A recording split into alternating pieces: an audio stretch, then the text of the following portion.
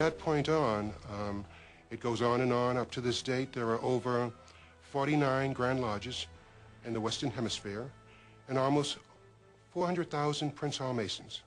So Prince Hall Masonry has thrived from that date.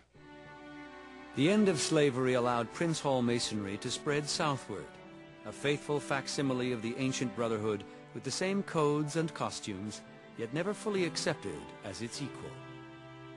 Knowing the history of Prince Hall as we do, Prince Hall was a man that never gave up. And I think that if Prince Hall could look at Prince Hall Masons today, he'd be pleased with what he saw, what he sees.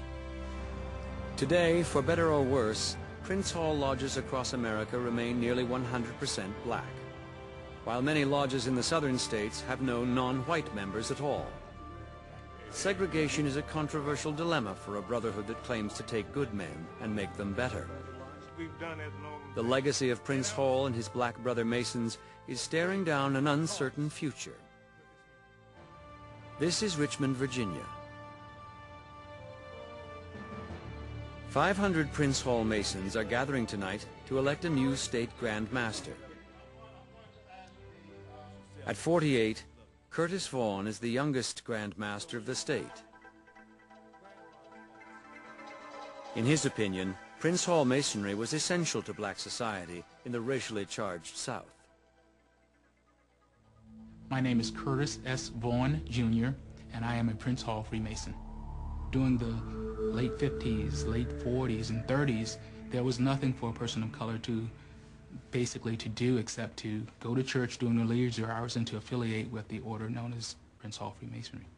I found out that I had an uncle that was a Mason from Providence, Rhode Island. He was also a past Grand Master. And he shared with me all of the thoughts about what he did when he was younger, how he couldn't do this or do that, but Masonry was his door, the door that opened for him. I constantly saw my father with his ritual, with these strange individuals coming to our home and staying for about 2 or 2.5 hours, and I could never go up where they were, and I could never hear what they were talking about, but I know that they all had little black books, and occasionally they would dress up, put on a black suit and a white apron, and go somewhere. When I became of age, I filled out a petition, gave it to my father, he submitted it, and I was approved for initiation into the Prince Hall Masonic Lodge in Virginia. Half a century ago, Prince Hall Freemasonry provided a safe refuge for traveling black performers in an age of often violent discrimination. Count Basie, Duke Ellington, Lionel Hampton, Sugar Ray Robinson. Basically, if an individual of color were traveling from a foreign destination to a new destination, he could always feel assured that if he ran across a brother Mason, that he would be taken care of, that he would have clothing if he needed it, he would have food, and that he would be put on the right path to continue his travels, much in the way that the Underground Railroad functioned right prior to the Civil War. But that age has passed, and with it much of the mandate of separate black Freemasonry. Today in Richmond, a ritual known as the Ceremony of Sorrow honors 50 brothers who have died in the past year. You're going to see what we call a Lodge of Sorrow, which is a memorial service that we do to show our affection and grief and pay tribute to our departed brethren who have gone before us. With the average American Mason now more than 60 years old, more will soon follow.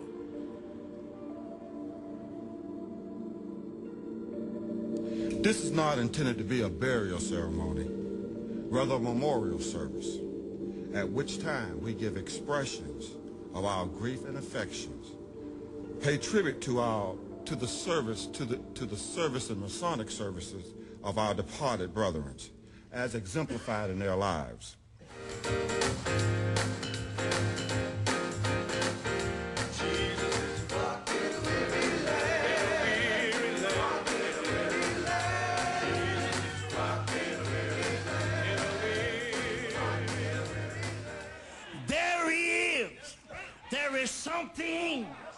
There is something waiting, because I the best I could. I have finished my course.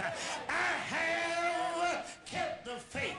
In this life, if you want to receive your crown, keep fighting in the name of Jesus. Keep on running the race. Finish the course in the name of Jesus. And most importantly, keep the faith.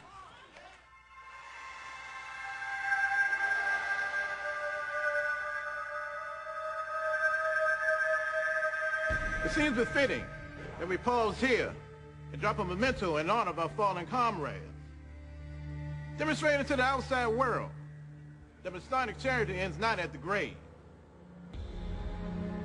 Having consigned their bodies to Mother Earth, having commended their spirits to God that gave, we still cherish their memories in our hearts and will strive to emulate their virtues. To never part.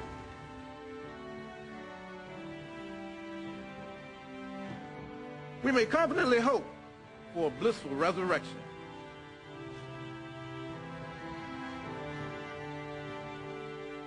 Each passing of a Prince Hall elder opens the door to a younger man. Generations of black American men have found value in this racially divided fraternity. Segregation is still a fact in some branches of Freemasonry, both black and white. Last fall, Alabama Governor Bob Riley, the highest-ranking Freemason in public office in the United States, was on the defensive, trying to explain his membership in an all-white Masonic lodge.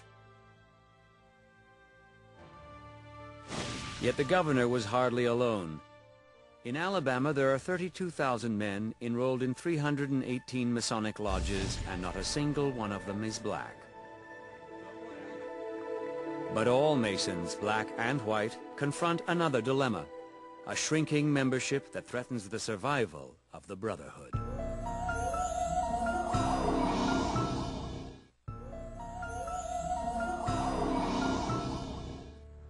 Freemasonry has endured unchanged for nearly 3 centuries, but the membership is shrinking fast. If the Masonic movement is to survive, younger men must be inspired to follow in their grandfathers' footsteps. Today, there are so many other organizations, and Masonry has to find something different to do to bring in the younger brothers, to bring in the younger men. I don't know where I would have been today if I didn't join Masonry when I was 29 years old. To cultivate a new generation of Masons, Prince Hall lodges sponsor a youth wing called the Knights of Pythagoras.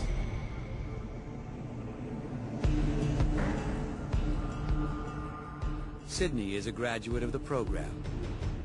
One of the values of the KOP, and there are many values, but one of the main values I've always saw was community service. The men coming to help the boys, teaching us how to give back to our community. We're 12, 15 years old, and we're giving back to the adults. And that's big. That puts you on a high pedestal.